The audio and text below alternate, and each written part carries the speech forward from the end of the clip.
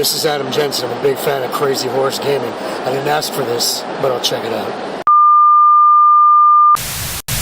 Hey everybody, Mike here, bringing you another video. As I mentioned in the previous videos for the channel, I'm looking to bring you more videos each week and overall give you a more varied type of videos rather than just sticking with the throwback Tuesdays in the Versus Thursdays. We will be continuing.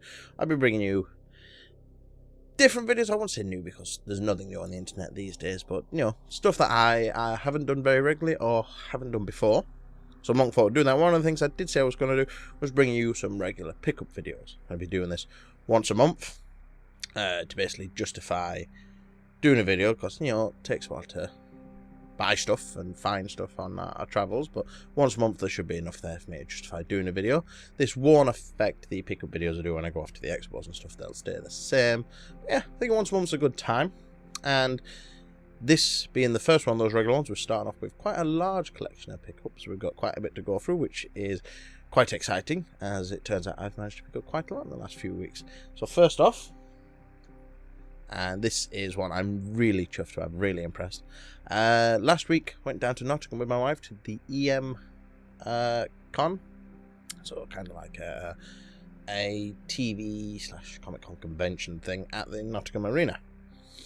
And there was quite a few people there. We had people from Red Dwarf doing signings, people from Doctor Who doing signings, a couple of people from Star Wars doing signings, which was awesome. David Prowse was there. Didn't get his signature. And the big one for me was Nichelle Nichols was there, Uhura from Star Trek. That was the main reason I went down, was to just get to see her and get an autograph and whatnot. And here we are. See there? Signed by Nichelle Nichols. Great scene from Plato's Stepchildren. That's just the ticket over there from the. Let's get it in the camera. The EMCon 2015. Now these were not the cheapest autograph. This was like 30 quid, but she is such a legend. To me, it was well worth the money. So I had to go down and get that. And you got to have a little chat with her. She's such a nice woman. You know, she talked about the actual episode this was taken from. How this was like the first interracial kiss on TV, so it was really important, and she was just really nice. So I'm really chuffed to get that. That'll be going in some kind of frame and in my display cabinet because that's awesome. So you know, I'm a huge Star Trek fan, or sci-fi in general, but Star Trek and Babylon 5 are the main ones I enjoy most. So that's what I got from the EMCon, as well as I got one more thing from there. It was a small pickup because it was quite expensive there, and I'll be honest, didn't have that much money. But the other thing I got was Super Mario 2 on the NES. There's no manual, and as you can see, if you're picking this up there, but that was £18 boxed, which is, I suppose it's not a terrible price, but it's not the cheapest ever. There was some really expensive stuff that I was just quite surprised at, stuff that I got a lot cheaper at other places, but they were charging silly money for. Zelda Link to the Past for 90 quid box, which was a bit steep. I mean, I paid 40 for mine at the time, and that I thought was reasonable. I was happy to pay that, but that's 90 quid. That was a bit steep. But yes, yeah, Super Mario Bros. 2 on the NES, 18 quid. No manual though, sad, so I'll have to go hunt that down, but you know, must have in the NES collection. It was shocking that I didn't have this in there before. But anyway, moving on. Next up, I picked this next game up from Shop2. It was on sale, and I'm guessing they're just trying to get rid of the stocks. It was stupidly cheap, and I bought it for about £1.20, which is a ridiculous price. But it is Yaiba Ninja Gaiden Z Special Edition. Still sealed, as you can see. I haven't played it yet, but I'll get around to playing it. I played it once at the MTM Expo, and it's not what I'd call a Ninja Gaiden game as such. It's a much stylized video game for one, very cel shaded and kind of stuff falling down, kind of comic book style here, I want to say, animated style video game, but rather than it being the Ninja Gaiden, no, it's just a pretty, I'd say, fast-paced, basic hack and slash where he's fighting zombies and stuff. So it's a bit of a tangent for Ninja Gaiden, but an interesting game nonetheless. So yes, it was Ninja Gaiden Z, or Yaiba Special Edition. Don't quite know what. I'll have a look later. For £1.20 odd on the Xbox 360, which I couldn't really turn down. It's, you know, a bargain. A 360 game brand new at that price. Well, you know, why would you turn that? But I'll be having a look at that soon. Now, as many of you know, or some of you know, each week, me and Liam, we head down to the charity shops at our local area in Rotherham, and we hunt around to find what we can in the cash converter shops and so on and so on. And I went into CEX yesterday, which is a fairly recent pickup, and I managed to pick up Perfect Dark Zero for £2.50. This is one I had a while back, and I picked up. Oh, I picked up a while back and had in the 360 collection, but then as time went on, I ended up trading it or something like that. And it's one of those that, although it's not my favourite game, it is one I wanted back in the collection. And the Steelbook edition by Rare for £2.50, I couldn't really turn down. I figured, you know, why the hell not? It's a Steelbook collection, it looked nice on the shelves. Pick it up. And yeah, that's pretty much it. As you know, Perfect Dark is a fairly big, famous shooter from Rare. It was on the Nintendo 64 first, which it got, you know, was well respected. It, you know, got good reviews and stuff like that. It was considered a really good game. The 360 version, I don't think got received as well. Still a decent game. Still one I think should be in the collection, and I'll probably go back and have another look. So never know, I expect to see a video of this coming up soon as well. Many videos. Who knows? So now we are getting on to the original Xbox for the next few games. I've had a few original Xbox pickups. They're dirt cheap in places now, and you can find most of them fairly decent priced. However, this one I can't remember the price of, and that's Grand Theft Auto 3 on the original Xbox. This is part of the double bill which came out. It was this and Vice City in like a cardboard sleeve with all the maps and stuff and things like that. So this is one half of that. So I'm thinking I don't pay that much. I want to say I paid about 50p probably for this, which I don't think is bad. I wouldn't mind getting the complete thing. That's one thing I want to get around again. And Vice City is my favourite Grand Theft Auto of all time, mainly due to the soundtrack it's in, but the maps and stuff. The level I thought was awesome, that time period it was based in. It got to the point when I was playing it where I didn't need to look at the maps and know exactly where I was going. I think it was the first Grand Theft Auto I got to the point where I was just collecting money and stuff from nightclubs and getting my own income. And again, the soundtrack was just awesome and really enjoyed it. So quite happy to have Grand Theft Auto 3 in the collection. Not so much fun as Vice City, but still a fun Grand Theft Auto game nonetheless. So that's that one.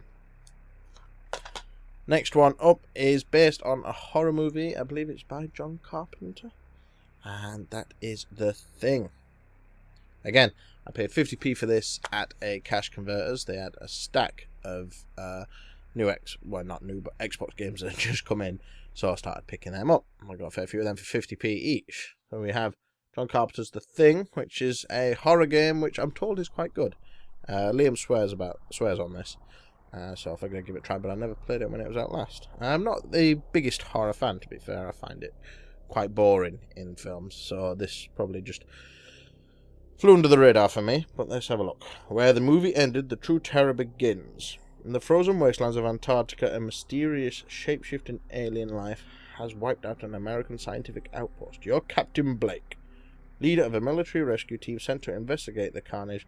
Trapped by the elements and infected by a horrific enemy, you must keep your squad together, control their fear, and gain their trust. You might just survive. I've heard there's some interesting mechanics in this one, so I'll be interested to play this and find out for myself, see what it's like. It says here, use awesome firepower like explosives and flamethrowers to torch your enemies. Control your squad's emotions using innovative trust and fear tactics.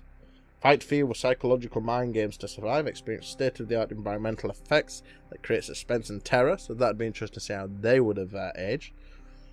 Choose multiple paths to solve levels and accomplish goals. So, this should be quite an interesting one. I'm quite looking forward to playing this. Another one to add to the collection.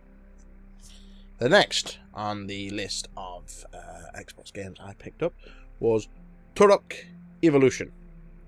Turok was a game that came out on the Nintendo 64 also, which I really enjoyed back in the day. I've played some of the 360 version, still haven't finished that, that's one I need to go back and do. So I mainly started that on the hardest setting, just to go through, and I think I got distracted by another game, so... But I'll go back and play that. Let's have a look here. The Secret of Blood. High-powered and groundbreaking weapons by the Game Informer. Squad dynamic system. Troops take cover and establish strategic positions. Aerial missions on a fully armoured pterosaur with surface attacks and dogfights. So you get to fly dinosaurs. That's awesome.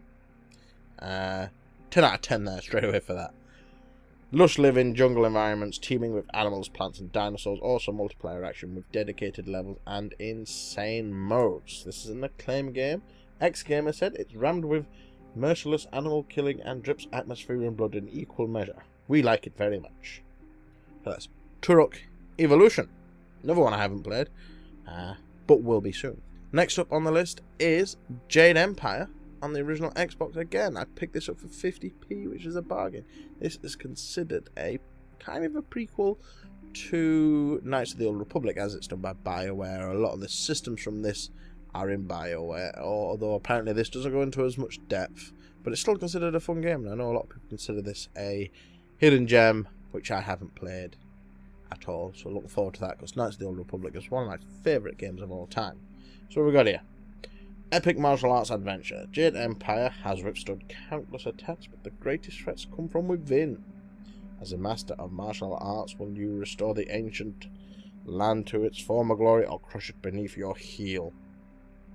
Immersive story inspired by the myths and legends of ancient China. Real-time combat with dozens of fighting styles that blend martial arts, weapons and magic. Spectacular effects, lush environments and detailed characters. BioWare's RPG is our most anticipated game of 2005 by IGN. So this should be fun. It should be. I like BioWare RPGs. And I'm looking forward to trying this one out because I've never played it. Yes, looking forward to that one. And at 50p, bargain. Next up, another classic Xbox game. I told you I had a few of these again at 50p. And that's Sudokai.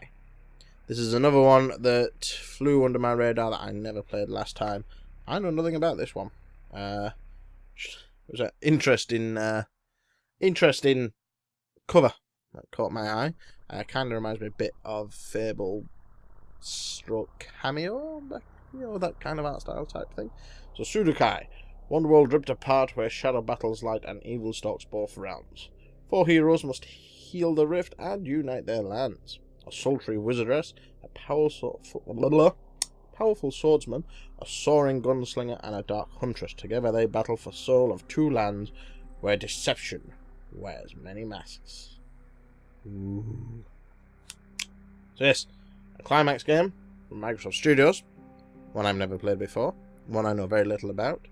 But one I figured for 50p might as well add to my collection and bulk out my Xbox video games somewhat. Original Xbox, not Xbox One. It's probably just can't say it. Xbox One anymore for these things. There. Next up is Indiana Jones and the Emperor's Tomb. This is a LucasArts game, another one I haven't played, but looks pretty awesome. As Indiana Jones, you travel to 1935 China to prevent a powerful artifact from falling into evil hands. This globe-spanning adventure pits you against evil Nazis and the Asian underworld. It'll take more than just a trusty whip and pistol to avoid the perils of the Emperor's Tomb. Explore levels across the globe from Ceylon and Istanbul to Hong Kong and beyond. Shotguns, submachine guns, improvised weapons, and of course, Indy's trusty whip and pistol. Fierce lightning action and hand-to-hand combat. Fighting action, not lightning action. Lightning won't make any chance. But yes, kind of leap, swim, climb, and punch your way through exotic locales. So this kind of reminds me a bit of some kind of Tomb Raider style game. Which obviously, Tomb Raider wouldn't be Tomb Raider if it wasn't for Indiana Jones being there in the first place. But, there we are. Indiana Jones and the Emperor's Tomb, another one I haven't played. I did play some games on the Xbox, I promise you. And, last but not least, on the original Xbox is Spyro's A Hero Tale. Spyro, A Hero Tale. Another one I haven't played. A Sierra game. I was just about to say, you know, the former Sierra, but Sierra exists again, although it's not really the same studio. But, yes, another 50p game from Cash Converters. And let's see what it says here. 5 heroes have risen against the darkness. During the adventure, Spyro's gang of 5 explosive allies must track down and destroy the deadly dark gems, the mysterious dragon, Red has created the gems in order to corrupt the once mighty Dragon realms with the evil Fearsome Five. With evil. The Fearsome Five must race the clock and return their magnificence to their homeland, or risk losing their world to the darkness. Hunter, Spyro, Blinks, Sparks, and Sergeant Bird take control of 5 playable characters, all with their own unique moves and attacks. Awesome new Spyro attacks, including blazing firebombs, freezing ice missiles, and the all-new Water Breath. Water Breath? Oh, Water Breath. Dragon's Cup. Watch as poisonous sections of the Dragon Realm come back to life as you vanquish evil. So this could be an interesting game. Like I said, again, it's another one I don't really know much about. Didn't really play many Spyro games after the first one. But Sierra made good games, and you can't see jack shit because of the glare. I do apologise for that. There, Spyro. And it turns out I fibbed. It wasn't the last of the original Xbox games, because I remember I picked up 2 yesterday. This one was for £1 from a local charity shop. Blinks the Time Sweeper. I'm told this is a must for the original Xbox. Again, another one I missed. Kind of like a action-adventure platforming type game, so I'm told, where you go around as Blinks. The best game of 2002 by IGN. The 4th dimension is time, and Blinks has it at his command. Pause, slow, fast forward, rewind, and record in more than 35 warp levels to rescue the princess, prevent a time disaster, and save the world. So we've got time control mechanics in there. Should be an interesting one, and one I'll definitely be having a look at, and one you'll be seeing a video of at some point. Now, I promise you, this is definitely the last of the original Xbox games, and I picked this up with Blinks at the same charity shop yesterday, just because it was £1, and that's Slam Tennis. Liquid tennis with attitude, apparently. So we've got Slam Tennis, goes where no tennis game has gone before. This is Liquid Tennis with attitude, a game that recreates then amplifies the excitement, atmosphere, and challenge of modern professional tennis. In Slam Tennis, overcoming your opponent is only part of the challenge. Have you got the balls? Yeah. So it's a tennis game. Doesn't look too bad. We've got 16 unique tennis players, 11 detailed tennis arenas, be instantly competitive, and 4 fun tennis sub-games. Not really into big tennis games, but again, for £1, wasn't in my collection. I'll give it a go, give it a chance, see what we get from that. So, that's all of the original Xbox games done with. Next up, we have Mega Drive games. Have a few of these I've collected over the last few weeks. First off is Rush Hour 2 for the Mega Drive. Now, I picked these up at our local charity shop. Most of these came in a bundle with a Mega Drive, and there's a few more games that weren't shown here, which I paid £30 for the lot. Sold a group of them to Liam for £10, and the Mega Drive and games I doubles of I'm going to put together with other doubles I've got and sell them as a batch, probably on eBay, to just make some of the money back. I don't need them, it clears up a bit of space. I've got about 6 Mega Drives now, but these are the ones I'm keeping for various reasons, and like I said, Road Rash 2 is one of them. Now, I do have a copy of Road Rash 2, but the box was absolutely smashed to pieces, so that replaces that one, which is cool. Road Rash, if you don't know, is a racing game, obviously, on motorbikes, where you drive along and you beat the crap out of your opponents, take weapons off them, and club them to death as you go. It's very, very fun, and I really enjoy it.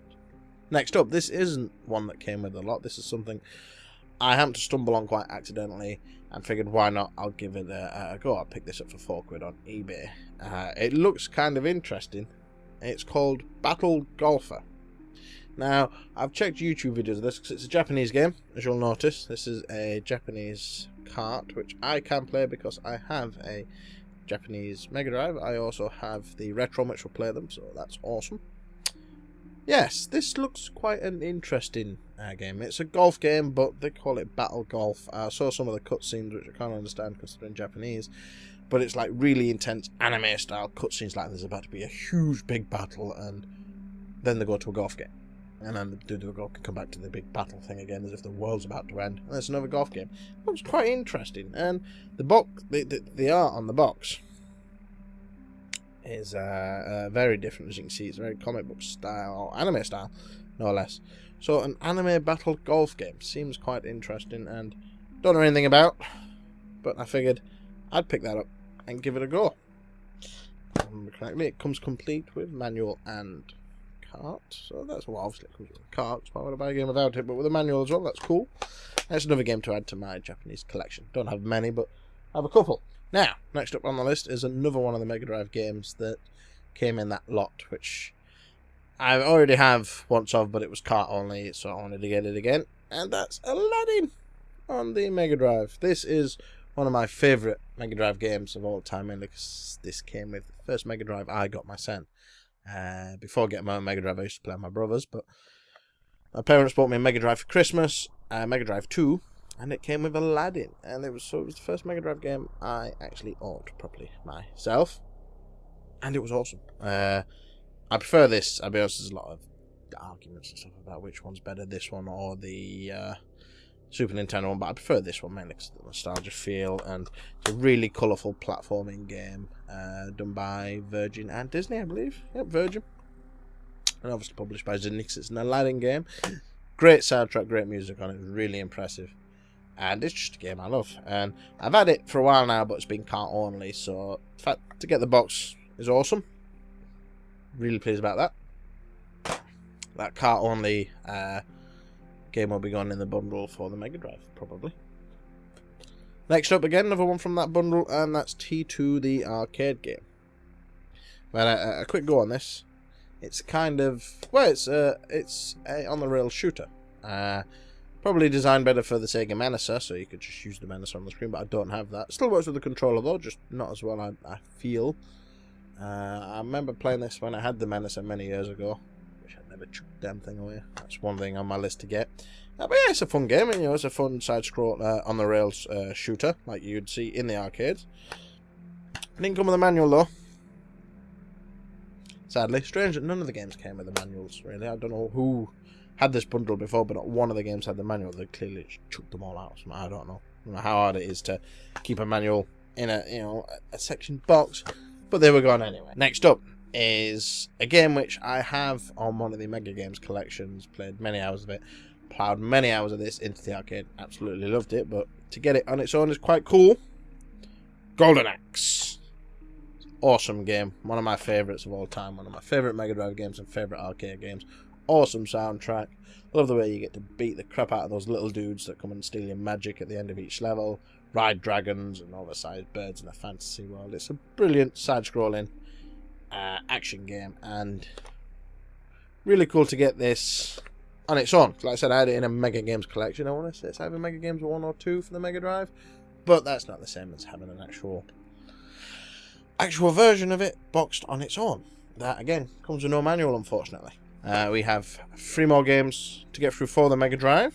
First off is Air Force Desert Strike Return to the Gulf. There we are. So this is a strange one. Well, not a strange one as such, but it's a sequel, I believe, to a previous helicopter game. It's a helicopter combat game where you choose your targets, go off, destroy them each mission, but as you go along you can pick up supplies and weapons, so as you fly over them, and a crane will come down, you pick it up, take it up, and off you go again, because you can run out of things like ammo and fuel. I believe you can run out of fuel. Played it as a kid many years ago. Haven't played it recently, obviously, and it's good to have back in the collection. It's an interesting game. I'd consider this one of the more common games on the Mega Drive. It was always about, I used to rent it quite often from the local shop, and it was quite good fun. So yes, cool to have that by EA, no less. Next up on the list of Mega Drive games is Mega Bomberman on the Sega Mega Drive by Hudson Soft. I'm assuming you know what Mega Bomberman is. If you don't, it's kind of a top-down, so you're looking down, game where you've got a grid building with loads of blocks in, and you play one of these little cutie Japanese characters that you see there, and you drop a bomb, hide around the corner, it blows up, you go around, put another bomb, blows up to slowly get rid of the bricks, you collect power-ups, and the objective is to trap your other players and blow them up. I recently played the Dreamcast version of this down at the Gentleman Geek Fest. I had a little competition on that. Didn't do too bad. Didn't win, obviously, but I didn't do too bad. I held my own. And yeah, Mega Bomberman's a really fun game. I remember playing this on the Mega Drive when I was a kid. Really enjoyed it. There's like a cool story campaign mode with different types of Bombermans and different kind of tributes they all have. You got your little weird fox kangaroo things that you ride. It was good fun. I already have 2 copies of this, but both of them are cart only, so I'll be adding one of them to the Mega Drive bundle that I'm flogging. I'll probably sell the other one. It's cart only, maybe in a separate bundle, depending on. But now I've got it boxed. That's awesome. I also like these Mega Drive boxes. A random tent, you know, with the blue down the side. I always preferred these to the earlier Mega Drive box games, or game boxes. Next up on the Mega Drive list, and the last of the Mega Drive games, is Predator 2. This is a weird one. I played this as a kid. I was never very good at it. It's a fairly challenging game. You play as the detective from Predator 2, played by, I believe it was Danny Glover. And basically, you go wandering around the streets, shooting gangsters, freeing hostages, and obviously fighting the Predator when you get to that point. You run around when you kill the gangsters and stuff. They drop drugs and ammo and stuff like that. And you pick them all up as part of the things you're meant to collect these drugs and stuff and get them off the streets, free the hostages. And then every now and then, as you're going along, you'll see that the 3 red dots come along the screen, and if they lock onto somebody, they'll blow them up, usually a hostage or something, which you're meant to try and rescue. It's a hard game, and it's a weird game. The controls don't feel quite right, but who knows? Maybe I'll do a video for you. This is Arena Entertainment. I don't have the first Predator. I don't even know if there is a Predator 1 game on the Mega Drive. I'm not sure. I'll have to look that one up. But that's Predator 2. So that was the last of the Mega Drive games, which I got in that bundle. Next up is a game I recently traded with Liam. One of the games that came in that bundle was Echo the Dolphin, which I already have boxed. Turns out Liam didn't, so you know, he wanted to do a trade, and he traded me for the Japanese version of Secret of Mana. I'm not going to try and pronounce the Japanese translation of what it actually says, but this is the Secret of Mana. Obviously the Japanese card, which I can play on the Retron 5, but I can't understand because it's in Japanese. Now, I have a Japanese Chrono Trigger, which I managed to get the translation for, can translate on the Retron 5 via a patch. I've been looking for a patch for this for a while now, and I can't seem to find one. So I don't know if there's one out there or if I've not looked. If any of you know if there is a patch out there for Secret of Mana, please let me know, because I'd love to play it. I know it's one of the classic all-time Japanese RPGs for the Super Nintendo, and I would love to get a go on it. But yes, so that's Secret of Mana on the Super Nintendo. Glad to have that, even if it is the Japanese version. Now, next one's up. Like I said before, as you know, I'm a big Star Trek fan, and part of that Star Trek geekdom is the Star Trek Starships collections, which I've subscribed to. So every month I get 2 ships sent to me to add to the collection, and this month was no exception. The 2 arrived. So I got the Pasteur and a Undino Species 847 2-ship. There we are. Now, I'm not going to do like a full review and talk about the Star Trek ships for one very good reason. Good friend of the channel, Irish Trekkie, does it far better than I ever could. Whenever he gets these ships, he subscribes to these and gets these whenever he gets them. He does a full video on these, so go out and check his channel. I will leave a link to his channel in the description below this video. If you're interested in knowing more about the Star Trek ships, go check his channel out. It's awesome. Probably easily the best reviewer of these Star Trek ships out there on YouTube. That was them. That was the Star Trek ships which I got. Now, picked this up yesterday from the local cash converters. It'd been in there a while, and I've been umming and ahhing about whether to get it or not, because it was, I wouldn't say quite pricey. I think it's kind of round about the asking price of these things, but it just, you know, it's something I need more space for. And that is a Super Nintendo programmable joystick deck, which looks awesome. I tested it out last night. It works really well. Really impressed with it. It's cost me £15. So I want to say it's about the asking price for these things. I've seen them go for more. I've seen them go for less on eBay. But I've been umming and ahhing for a while about it, because, you know, it's big and finding space and yada yada yada. Then eventually, yes, I went, you know what, stuff it, I'm going to get it. So I called back into the local cash converters and picked this up. And I'm happy. I played played with it last night. Works really well. Haven't quite figured out the programming things for it yet, 'cause apparently you can program it to do all sorts of cool stuff. As you can see, you got the program buttons at the top. There's buttons everywhere on this. It needs a bit of a clean. It is a bit grubby, which is one thing I need to get around to doing. But yes, so that's quite a cool find to get. Coming to the end now. Good job, it's been a long video. Again, in one of the charity shops we were going around, I found something which will come in quite handy for me, I think. Not so much video games, but kind of video game related, and kind of something which will come in really handy. And I read up on this, and it's got some really good reviews and stuff. That's the eCare Disc Repairing and Cleaning Kit. This was £5 in the charity shop, and they had a refill that came with it for £2. So, you know, £7, not that bad. It's an electronic thing. So it's a bit of a step up from the handheld ones you buy from the pound shops and stuff, where you put the disc in and you just do the rotating thing, and you plug this in, press the button, it cleans the kit. I checked it all out, worked perfectly. To be honest, it doesn't look like it's ever been used. Everything's in there in pristine condition, works amazingly, and I think that's something that will come in really handy to have a decent disc repairing system handy, because, you know, discs get scratched, they get damaged, they get dirty, so having something like this could be a lifesaver. Really good for some of those old discs. Can't use them on Blu-rays though. Although they have said there is a version out which you can use on Blu-rays, but I don't want to try it. I'm not quite sure how that works. I know that Blu-rays is a multi-layered thing, so obviously the data's on multi-layers of the CD, and if you take off the top layer, then the CD's buggered. Now, last but not least, in fact, I've deliberately left this last because it's the biggest, the biggest pickup I had this month.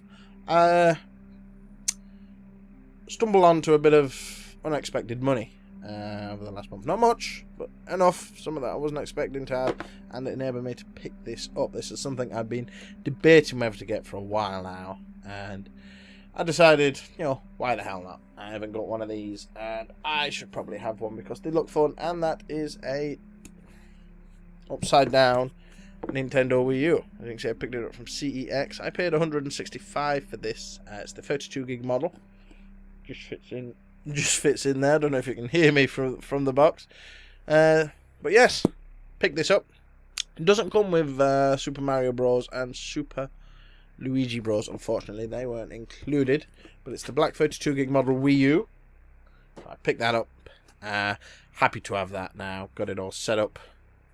Ready to play some video games on it. I downloaded the original Zelda on it last night because I needed to use up my Nintendo Club points because they're closing it down. So I got them. Used the last of my points up. I got a few backgrounds and stuff like that. But like I said, that didn't come with the Super Mario Bros. And Luigi game. So I had to get some games for it. I managed to persuade them to chuck Zombie U in for free. They were charging £10, but I managed to, you know, sweet talk them, and they gave me this for free, which was awesome of them, so thank you very much. And there was an offer on Post Bargains the other day for £5. Get a brand new copy of Batman Arkham Origins. Now, I've just finished this on the Xbox 360, but I thought for £5, why not? It adds to the collection of Wii U games, which is currently at 2. That's all I've got. But yes, so I now own a Wii U and 2 games for the Wii U. And that is the lot. That was a lot of pickups for 1 month. I imagine this video is a lot longer than what most of them are going to be. We must be easily knocking on the half-hour point now with this. But yes, that was all the pickups I got for March 2015. Quite a few pickups there. I was really impressed.